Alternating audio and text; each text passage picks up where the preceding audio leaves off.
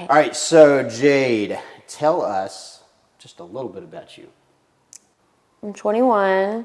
Growing up, my dad was a drug addict and my mom was an alcoholic, so I ended up going into foster care. While I was in foster care, I became a survivor of domestic violence and prostitution, sex trafficking. How do we end up here? Why aren't we here right now? What happened 2 Mondays ago? Well, I've been with this guy for about a year and found out I was pregnant very early on in the relationship. So our daughter was born on June 8th, 2023, and I was on maternity leave for about 9 weeks. And my first day back at work, I got a call that she wasn't breathing and that her neck was flopping around. So I asked him to let me see her, and I told him to call an ambulance. And later on, I found out that he had shaken her. She has bilateral brain damage. She could have cerebral palsy, blindness, a bunch of things, but it's really just what ifs. We don't know. And as of right now, she's doing pretty good, and I'm excited for her to come home. Me too. And so this is going to be home. Yes. And you don't feel safe going back to the spot you shared with him, obviously. No.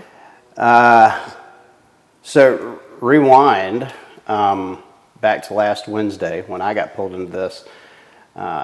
Leah was unconscious. Yes. She had bilateral hemorrhaging, damage to her frontal lobe, something in the rear of her brain, breathing tube. She was intubated, feeding tube, everything. She was not conscious. No. You did not know if she was going to make it. And they worst case scenario the whole thing, and Leah woke up. Yes. And seems to be just fine.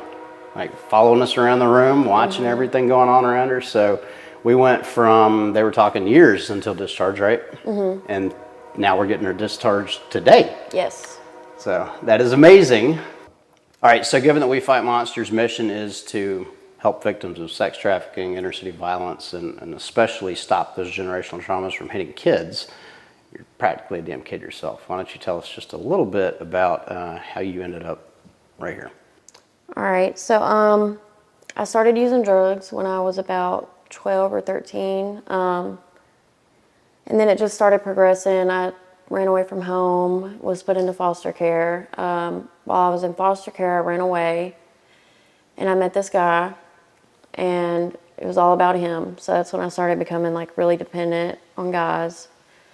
And he basically told me you have to bring something to the table. You have to sell dope or you have to sell yourself. And my addict thinking was maybe selling myself would just be easier. And you were how old? I was 16. Okay. So he got me hooked up with this guy, this older guy, and I was seeing him every day for $120 and bringing all the money back to the guy. So basically like a pimp. And then after I left him, I ended up getting my life together for about a year. Turned 18, aged out of foster care. So you had a heart attack at 17. Yeah. What happened? Okay. My mom called the police. She found out where I was with the guy, and she called the police to come up there and get me as a runaway. And they said, well, we can't do anything because it's not out of this county. I'm going to stop you for a second. Okay. The runaway loophole with law enforcement is absolute horse shit. We see more girls pulled into sex trafficking as children because of that loophole.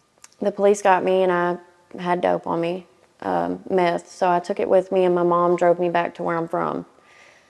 And we were just riding around in circles, and I seen the police pull up, and I ate 3.2 grams of meth and had a heart attack. Yeah. I was in the Bonheur for about 3 weeks in a coma the first week and a half. After that, I went back to the rehab, and that's when I got my life together for a little bit. I know how that goes. Yeah. Then I turned 18, I aged out of foster care, and I don't know how I aged out because they let me go home right before my 18th birthday, and I got high on my 18th birthday and failed my drug test. So then I moved out of my mom's and was living in hotels with pimps, basically, swapping back and forth, just trying to feel safe somewhere. And I got a call that my stepdad had passed away and my mom wanted me to come home.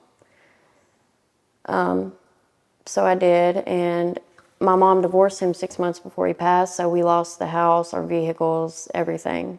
And so then I left my mom again because I didn't have any money to get high there. I was, secluded, couldn't meet up with guys.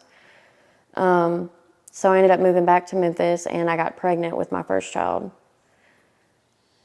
And he wouldn't let me meet up with guys anymore, so I stopped doing that for a little bit, and then we both got arrested for a lot of charges, a lot of felonies.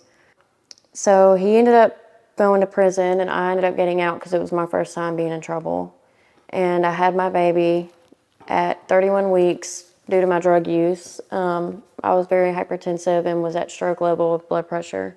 Wow. And you were how old? I was 18. 18, okay. Or 19. 19. And my son was in the NICU for about 3 weeks, and I didn't come see him because I knew they were going to take him from me. So then I just continued the cycle of going to hotels and, doing what I did. And I ended up meeting this one guy that I was very in love with, and I would do anything for. So I started basically getting beat on, and they call it like guerrilla pimping.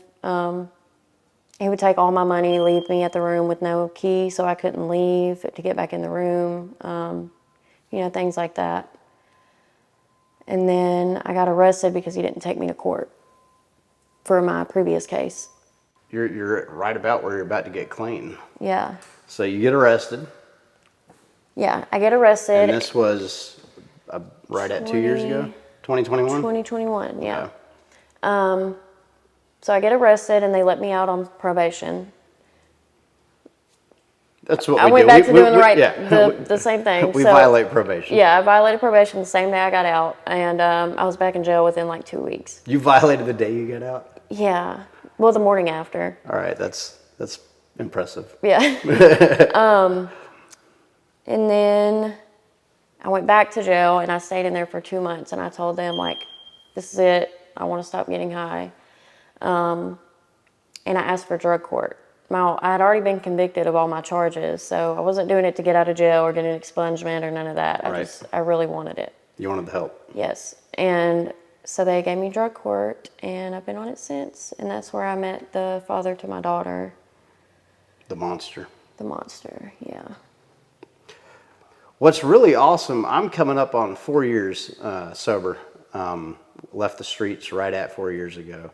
Right after, God willing, I celebrate 4 years, Jade is going to be celebrating 2 years, which is staggering. 21 years old and already almost 2 years clean. I cannot fathom that. Do you think you'll ever go back to that life? I don't want to. That's the best answer you could possibly give. Just take it a day at a time. Yeah. I know that sounds corny, but... No, it doesn't sound corny at all, because the people that say, no, I'm never going back, Yeah. man, you need to understand that is always a risk, and Right. you don't want to go back. Seeing the way you've handled all of this, this is probably one of the most traumatic things a young mother could ever go through. Their baby almost dying. Yeah. And you've not even come close to a relapse, have you? I thought about it. Oh, of course you thought about it. But I just, before this all happened, the weekend before, I went out with my family on the boat and, enjoying family time. And I was like, man, I'll never get to do this again if I get high. That's right. It's just it's the little things. And, even just hearing my daughter cry, I won't be able to hear that if I get high again. So. Well, you're an inspiration to a whole lot of people. I know I've told you got people in countries you've never even heard of praying for you. Right. And praying for little baby Leah. And as you guys just heard, prayer works. She is, it seems like, going to make a full recovery. I really am confident she's going to. Keep putting one foot in front of the other, girl. We got you from here. You just got to keep getting yourself. Show up every day. I will.